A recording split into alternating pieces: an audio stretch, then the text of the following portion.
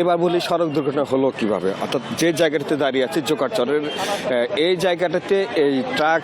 যে ট্রাকটি ছিল এই ট্রাকের ভর্তি ছিল এই রড ভর্তি ট্রাক নিয়ে যখন যাচ্ছিল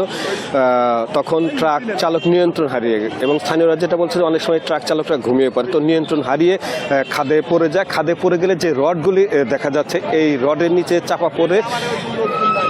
ঘটনাস্থলে 15 জন নিহত হয় এবং এ সময় আহত হয় অন্তত 10 জন, এমন তথ্যই আমরা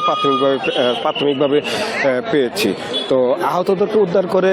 হাসপাতালে পাঠানো হয়েছে এবং নিহতদের লাশ কিন্তু এখানেই রয়েছে।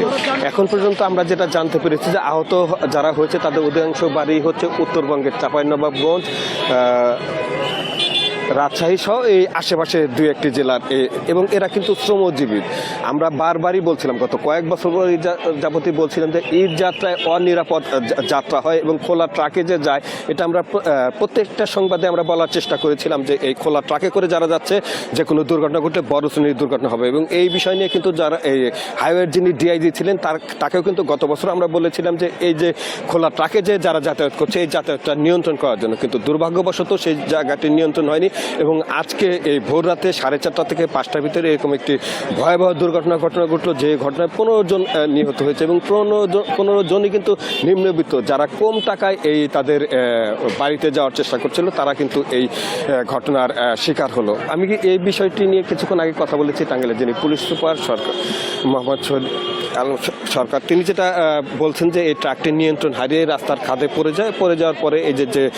রডগুলি দেখাচ্ছিলাম আমরা, এই রডের নিচে চাপা পড়ে, তারপরে ফায়ার সার্ভিস এবং স্থানীয়দের সহায়তায় নিহতদের মরদেহ উদ্ধার করা হয় আর আহতদের উদ্ধার করে হাসপাতালে পাঠানো হয়েছে। এখন যে এই যে দেখেন, এই যে এখন কিন্তু এই যে খোলা ট্রাকে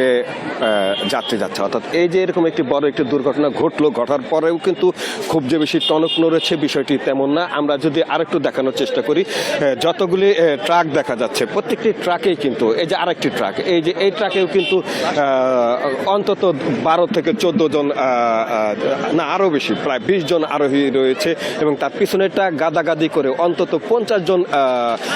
যাত্রী কিন্তু রয়েছে। অর্থাৎ এই যে খোলা ট্রাকে করে যাচ্ছে এইটা কিন্তু নিয়ন্ত্রণ করা যাচ্ছে না, এবং এইটা যদি নিয়ন্ত্রণ করা না যায় বা বন্ধ করা না যায় ভবিষ্যতে আগামীতেও কিন্তু এই শ্রেণীর দুর্ঘটনার সংখ্যা আরও বাড়বে এবং সেসব ঘটনায় কিন্তু হতাহতের সংখ্যা এর চেয়েতেও বাড়তে পারে। ইতিপূর্বেও আমরা টাঙ্গাইলে আরেকটি সড়ক দুর্ঘটনা দেখেছিলাম।